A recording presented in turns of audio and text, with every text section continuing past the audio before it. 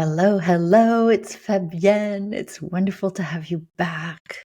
I really appreciate you and just this willingness to keep going on the journey, to keep getting better at your craft, at your life, at your business, at just the world and living. And today we're going to talk about perfection paralysis.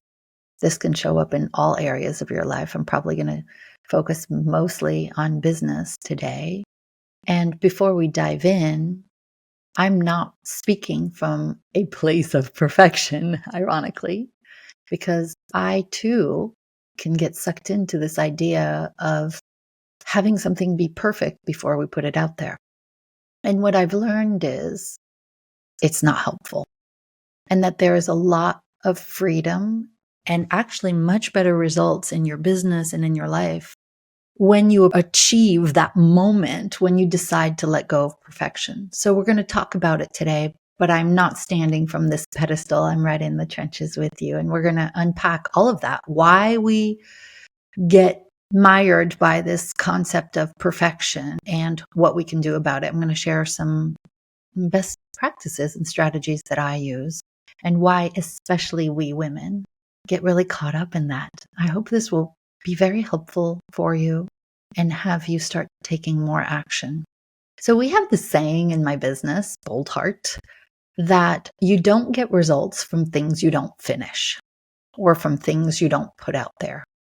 And I want you to think about a time when perfection held you back. Perfection got in the way of you getting some progress or making some money in your business, for example. I have had the great privilege of working with a lot of women and also looking in my own business and seeing how we can spend a crazy amount of time thinking about getting ready, to organize ourselves, to start thinking about taking action on something. And I saw it in the beginning of my business, how I didn't want to get this is like a long time ago, but I didn't want to get a business card because I didn't have the right name for my business, which meant I couldn't get the website name, which meant I couldn't have a website. So I wasn't going to get the business card. And I wasn't going to go to this networking group because I didn't know where to send people if I gave my elevator speech at the networking group, et cetera, et cetera, et cetera. And this lasted for months. And this whole idea of getting ready to get ready, it just kept getting in my way. And one day I just decided, I'm just going to let go of perfection. I'm going to put something together knowing that I can update it later. So no, I'm not going to take the deal that the printer was offering about printing 3,000 business cards to save XYZ amount. I was just going to get 50 business cards printed. And I still have my very first business card and it's so cringy. I love that it said by appointment only, but it's not like people would have just walked in because there was no address on my business card. Anyway, that was baby Fabienne back then. Since I decided to let go of perfection the majority of the time, I have noticed that there's a lot less stress, there's a lot less stagnation, and a lot less burnout, overwhelm, anxiety in my business. At the same time, there are more results, more revenues, just greater progress. And so today, we will explore how and why perfectionism keeps us stuck, especially as women, how to let it go, and how embracing imperfection can really just put us on a path to much greater growth and success. So before we dive in, I want you to think about today, this week, last month, this whole last year. Think about some times that you have prioritized perfection over publishing. What I mean by publishing, I'm probably thinking about Seth Godin or Stephen Pressfield that talk about just get something out there. That's what they mean by publishing. I noticed there's one what was it, an Instagram reel that I did probably 25 times last year to get it right. And it probably took me about an hour. And afterwards, I published it and thought, I should have just put the first one out there. And so let's start by understanding perfectionism. What is perfectionism? The way I see it, it's this idea of I've got to get it a certain way because I don't want to fail or make a mistake. There's this fear of failure, this fear of judgment or criticism by others, which, if you peel the layers off, can really be about feelings of inadequacy, not being good enough. Perfectionism to me is this white knuckling through life where there's this perception that if you are valuable, if you are a high value person, you need to have everything on the outside be just so. My view of this is when we don't feel enough inside, we have to validate our worth on the outside by having everything be pristine. Now, what are some signs of perfectionism? You'll notice that you may procrastinate on a project. You may overthink something. You may be overworking on a project where, you've taken it to 95%, and yet that last 5% is the amount of time that takes the longest. Maybe it's a reluctance to share ideas until they're perfect in your own mind, as opposed to just sharing ideas from where they are. And I've noticed that this actually affects your business quite a bit. If you think about all that wasted time to take it from 95% completed to 100%, that's going to slow your momentum. And if you're wired anything like me, you get really excited at the beginning of a new project, right? I'll just speak for myself. It's really easy to get on that momentum. You're probably a high idea generator like I am. We have no shortage of ideas. And then the momentum slows down when we're towards the end, where it starts to feel not as exciting anymore because it starts to be about minutia and tiny details and how it looks. And it starts to feel like our creativity is stifled. There's this pressure of getting it right. Otherwise, we won't measure up to other people or measure up to expectations. And I don't know about you, but in the past, I've had lots of unfinished business where you start this project and you get it to 80%. And then it's like squirrel, bright, shiny object. And you move on to the next one. You start that one, you take it to 65%. And another, and another, and another. And then it's easy to look at your results in terms of business growth or financials in your business and think, oh my God, I am working so hard. Where are the results?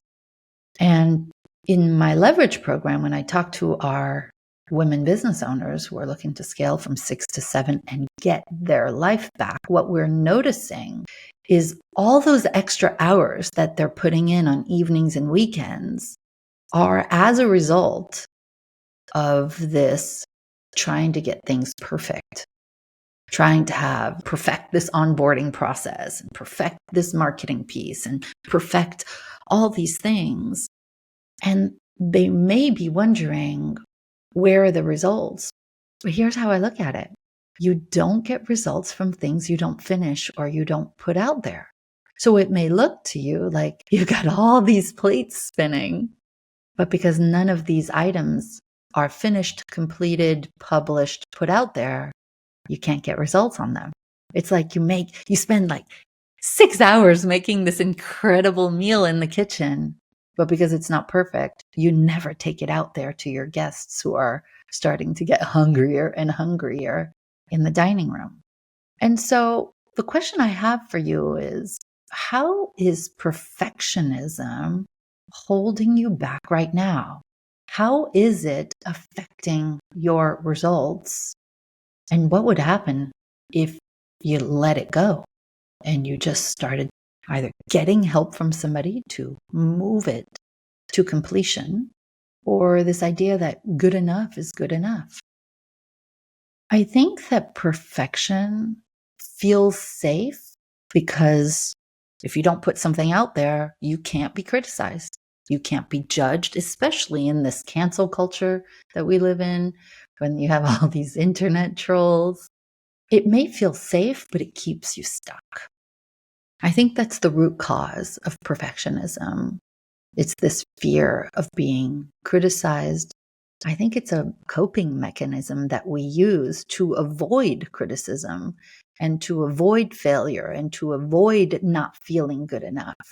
It's an illusion of control, where when we strive for perfection, it gives us this sense, perhaps a false sense of being in control.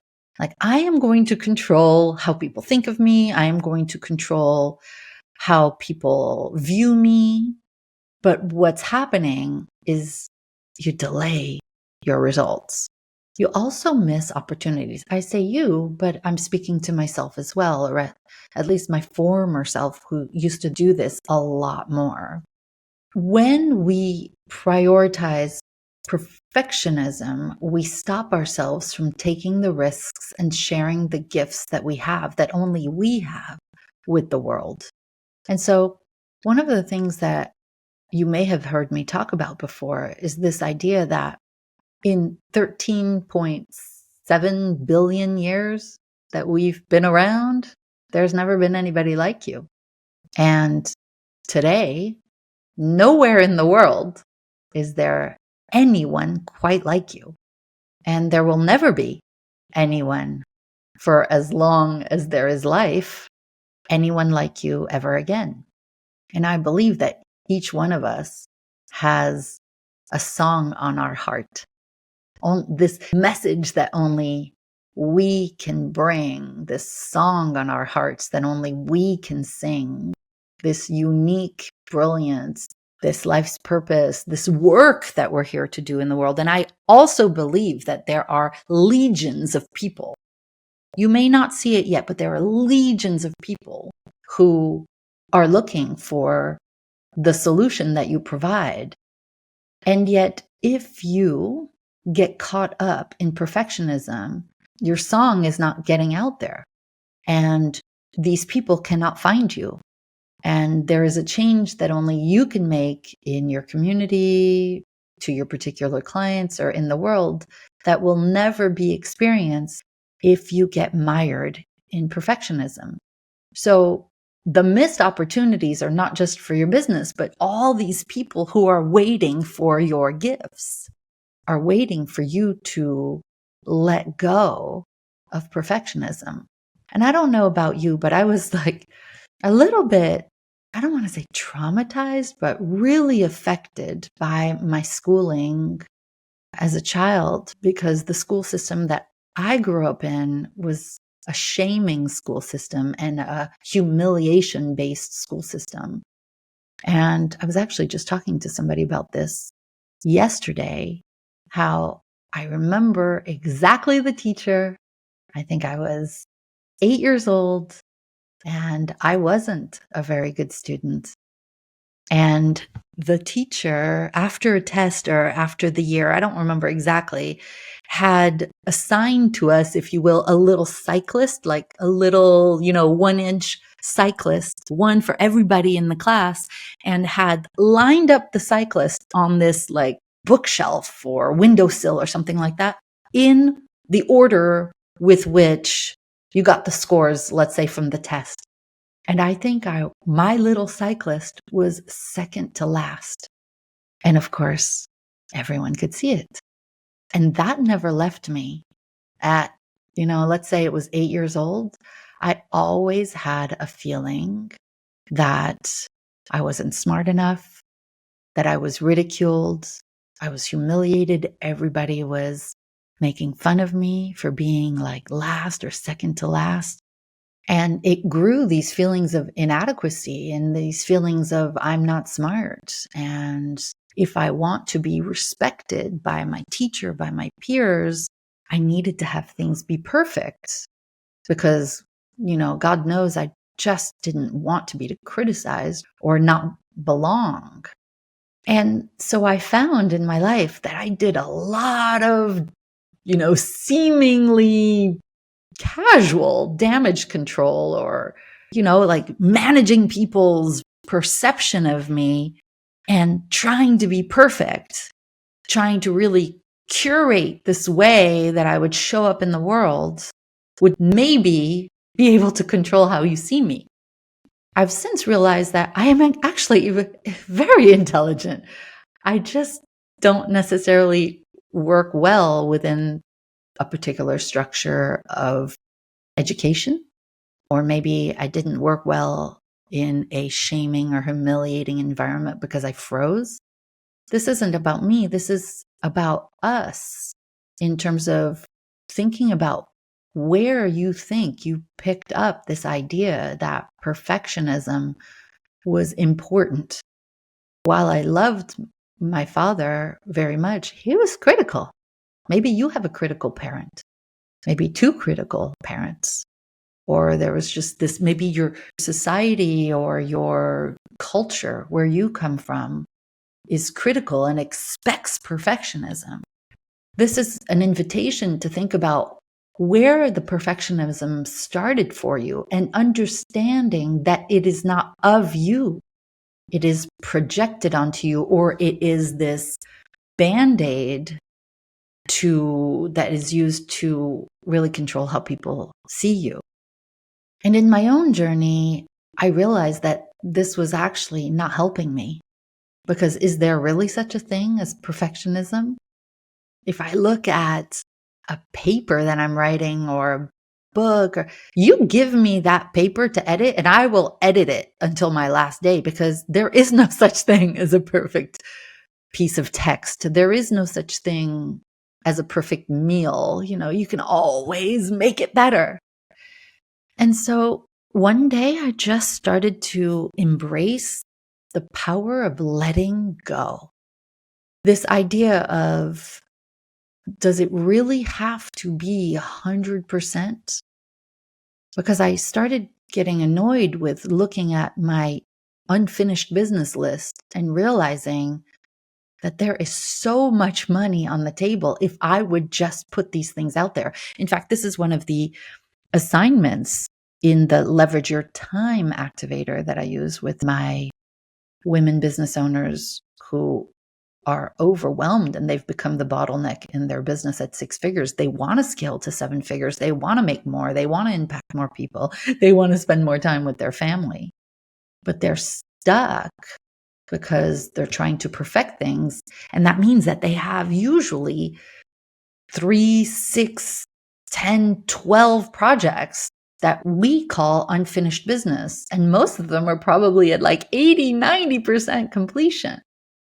And they realize too how much money is on the table, that if they were to just finish what they'd started with imperfect action, or finding a way to get it done without them being the one to finish it, it's amazing what happens to your revenues.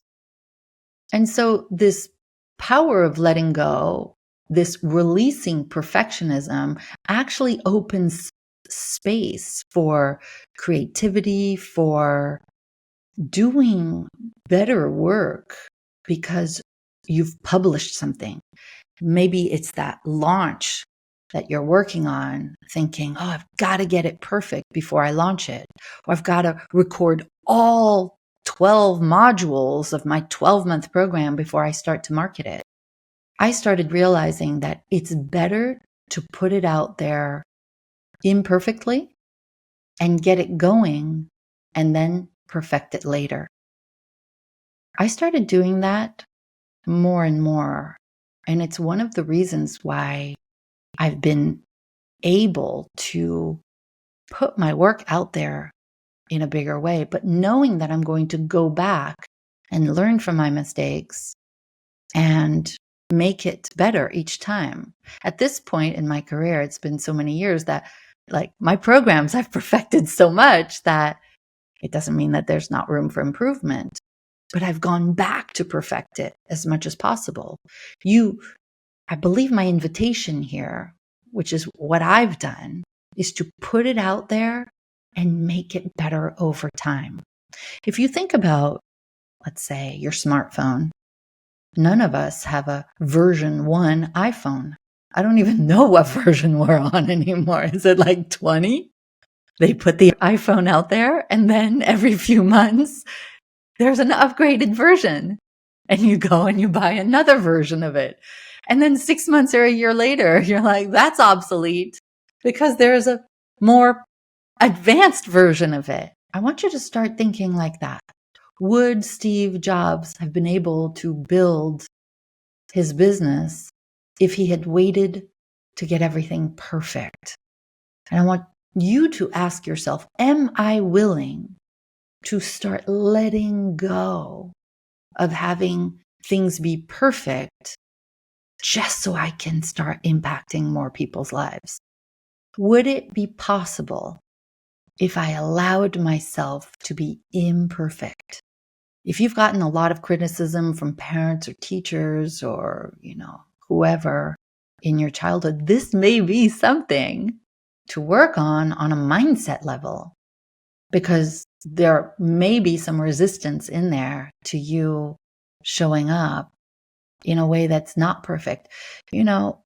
What I've noticed in working with tens of thousands of women is that we are raised, reared, and socialized differently than men. Have you ever noticed, whether it's on a Zoom or at a microphone or just talking to a friend, if you're speaking to a woman, she'll often say, "Oh, I'm really sorry, my housekeeper is there.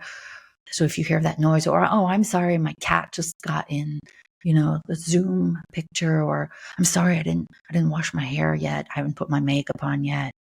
There's this apologizing consistently for not being perfect. And my sense is that because our society, in my estimation, in my view, in my experience, has prioritized everything masculine, maybe not in your society, your culture, but I see it around the world. We do pick up unconsciously this residue of women can be second-class citizens, so we have to be perfect. Think about when you work in corporate. I worked 8 years in corporate. I found that women had to work harder to be promoted, to be recognized than the males did. I know my first job in Manhattan, with the same education and the same experience as the other 21-year-olds who are looking to get into that advertising agency, I got a secretary job. He got the assistant media planner job. Again and again and again, I noticed it. I'm not complaining about that. I'm pointing it out that I think there is this subtle belief that we pick up that we have to work harder to be rewarded as women. Whether you see that or not, doesn't matter. I want to look at ways, some practical steps that you could take to let go of some of the perfectionism. I just want to make it clear, I don't want you to put out sloppy stuff, right? I'm not looking to put out sloppy stuff, but I think there is this way that good enough is good enough, that we could perfect something and zhuzh it and tweak it and make it better until the cows come home. But we're not getting paid for a project that's sitting at 85% on our computer. We get paid when it's out there. We get paid when we're offering it. We get paid when people are getting results from it. And so let's not aim for sloppy. Let's aim for excellence, but not perfection. I don't know why. I just got this insight in this moment, divine download, to share with you that when Derek and I got married more than 20 years ago, I didn't want a perfect wedding. I wanted a really fun wedding. So we got married in February. And my girlfriend said, "Why would you get married in Manhattan in February? It's so cold." I'm like, "Nothing else is going on. Let's throw a great party in February." I didn't have enough money to throw a sit-down dinner for 196 people. So we only had past hors d'oeuvres. And some people left.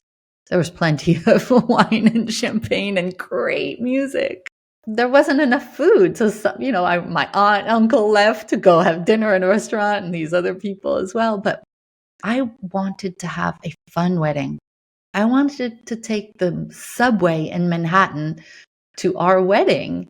And I did. And the bottom of my skirt was kind of black by the time I arrived to walk down the aisle. I did not care. It was some of the best pictures from our wedding are me putting my Metro card through the turnstile and being with all my bridesmaids on the subway and having all these people looking at us.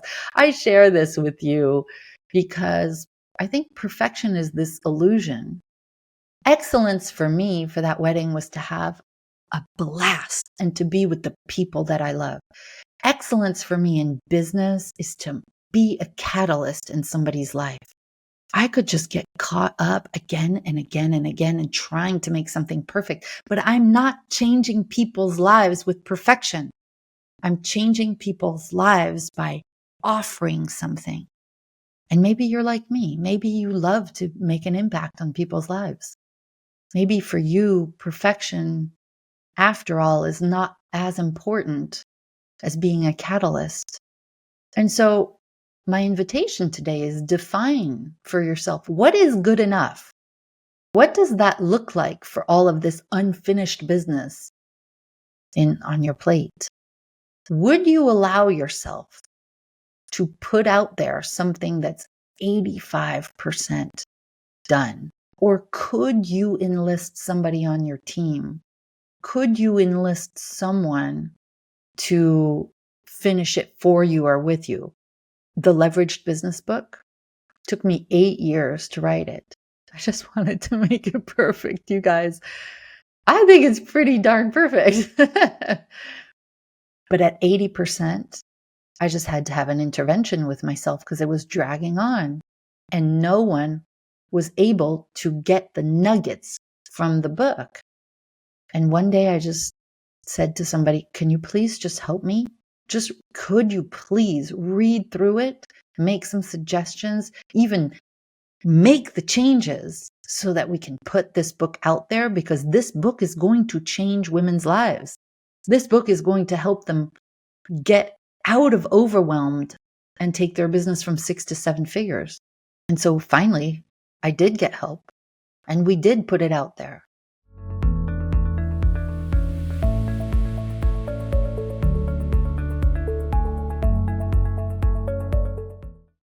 Incidentally, if you do not have my book, The Leveraged Business, How You Can Get from Overwhelmed at 6 Figures to 7 Figures with Your Life Back, I can give you that book for free if you're willing to pay the shipping. I'll print the book. You can go to boldheart.com. Up at the top, you'll see free book. Grab yourself a copy. I think you'll really enjoy the mindset shifts, the new thinking about your business, and feel supported as you read it.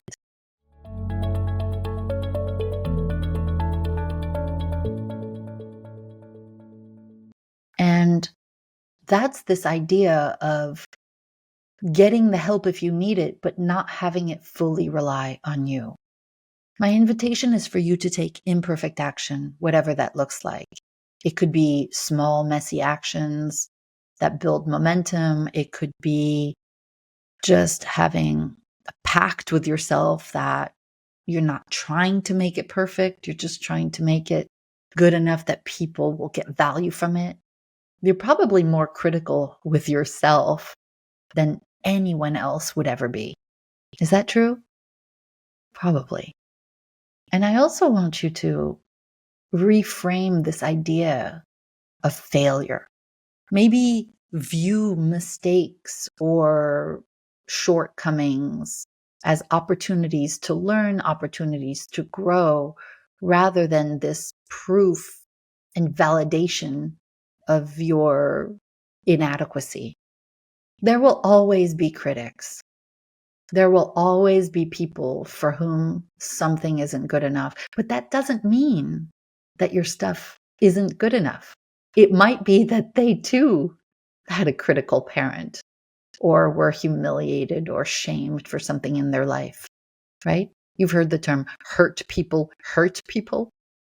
And so let's focus on progress, not perfection, and pace, not race.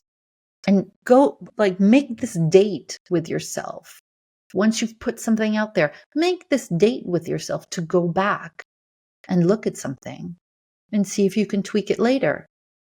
I've come to learn that you, whether we have worked together yet or not, you value my authenticity more than my perfection.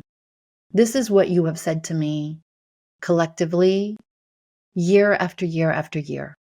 You have said to me, I choose you. I choose to work with you, Fabienne, because you're the real deal. I choose you because of your authenticity. I choose you because of your vulnerability. I choose you because you've made the mistakes and you're here to tell us about it. I choose you because you're approachable and accessible and you don't make me feel bad because I'm not there yet. I choose you because you encourage me. But it always goes back to the opposite of I choose you because you're perfect. I don't want to be perfect because you know what happens? When you look too much to this idea of perfection, people put you on this pedestal.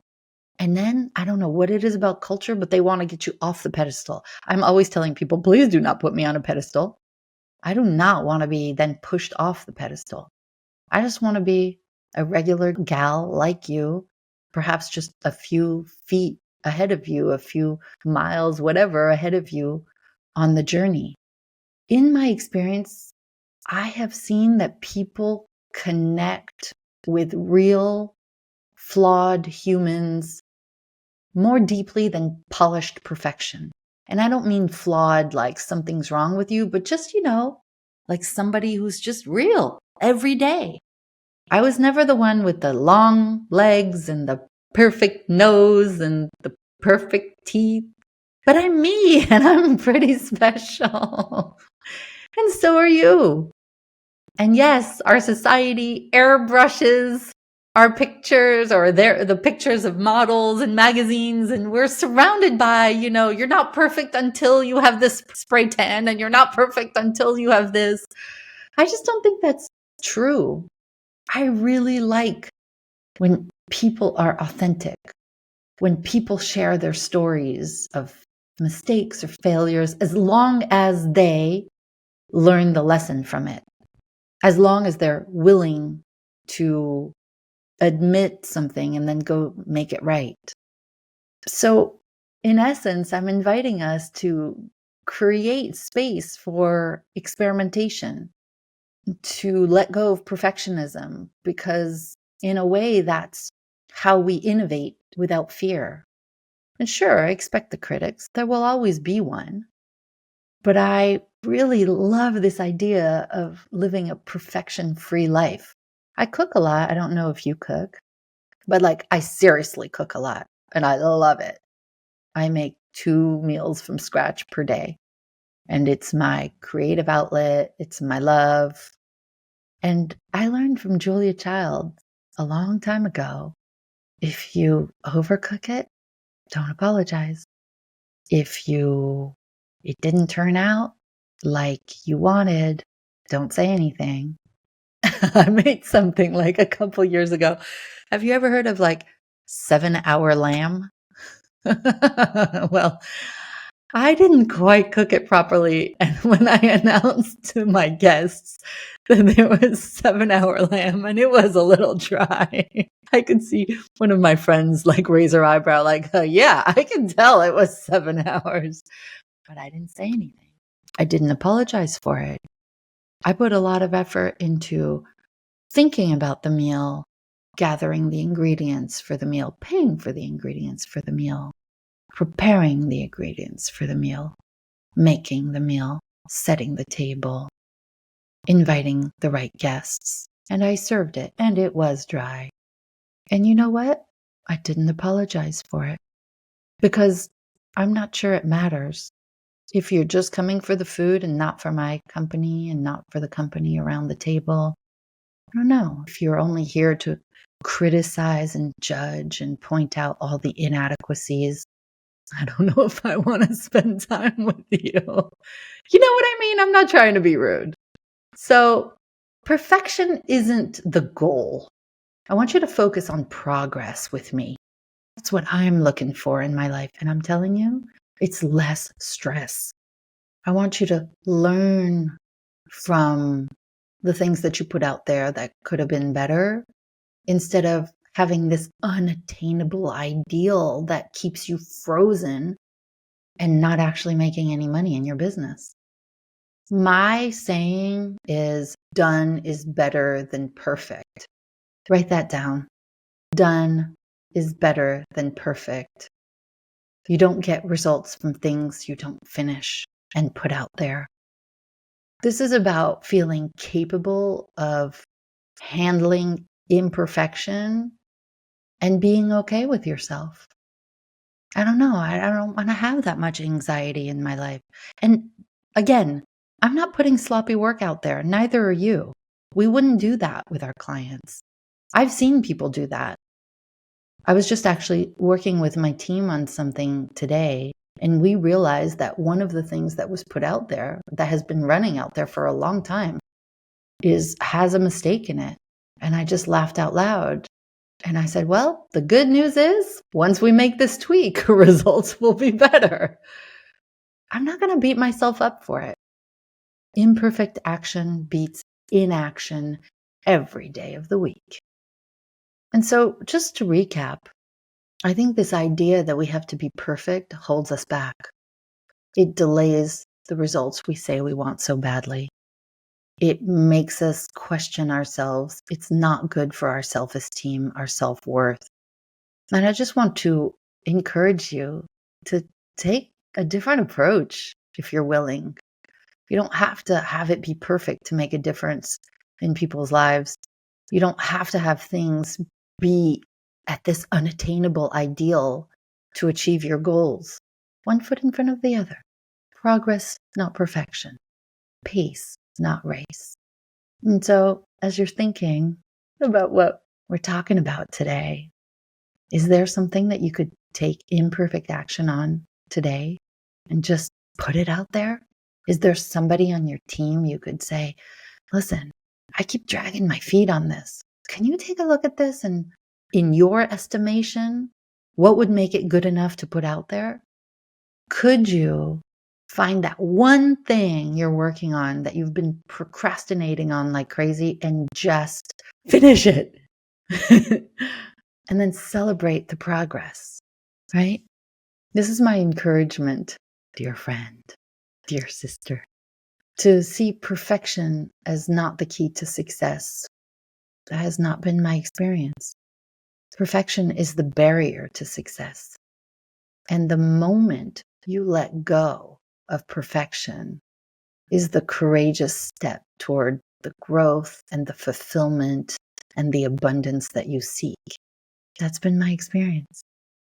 And so, a little thought for you today, wrapped in love, wrapped in encouragement, wrapped in my belief in you and the great things that you're here to do. Because I don't know if somebody has told you this today or not, but you're an amazing person. You might say, Fabienne, you haven't met me yet, but I know you wouldn't be here if you weren't. Keep being amazing. Keep taking imperfect action. Keep celebrating your progress because it really is about progress, not perfection. All right. That's it for today. I'll see you next time. All my love.